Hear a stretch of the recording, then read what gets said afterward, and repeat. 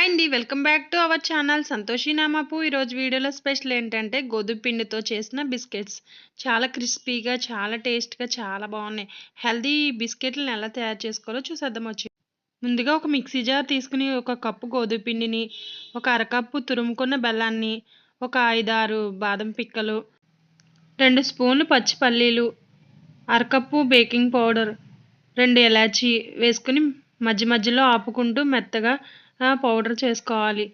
ఇలా చేసుకోవడం వల్ల మధ్యలో బిస్కెట్స్‌కి తగులుతూ టేస్ట్ చాలా బాగుంటుంది.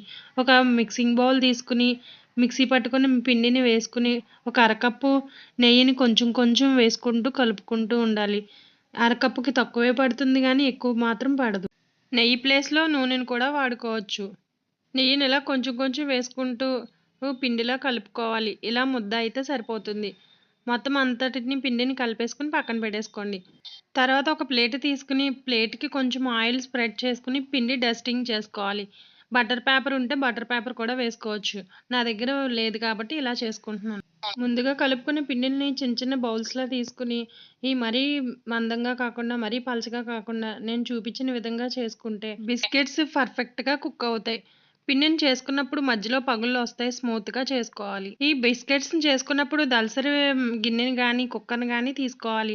ముందుగా ప్రీ హీట్ చేసుకున్న గిన్నెలోకి ఒక స్టాండ్ పెట్టుకుని, దాని మీద ప్లేట్ పెట్టుకుని 25 మినిట్స్ లోపల కుక్ అయిపోతాయి ఈ బిస్కెట్స్. 25 మినిట్స్ తర్వాత ప్లేట్ తీసుకుని ఒక స్పోర్క్‌తో గానీ, టూత్‌పిక్‌తో గానీ చెక్ చేసుకుంటే పర్ఫెక్ట్‌గా ఉడికిపోతాయి. వేడి మీద అయితే మెత్తగానే ఉంటాయి. చల్లారితే గట్టిపడతాయి. ఈ బిస్కెట్స్ మీకు నచ్చినట్టయితే మీరు కూడా ట్రై చేయండి. అలాగే నా ఛానల్‌ని ఫాలో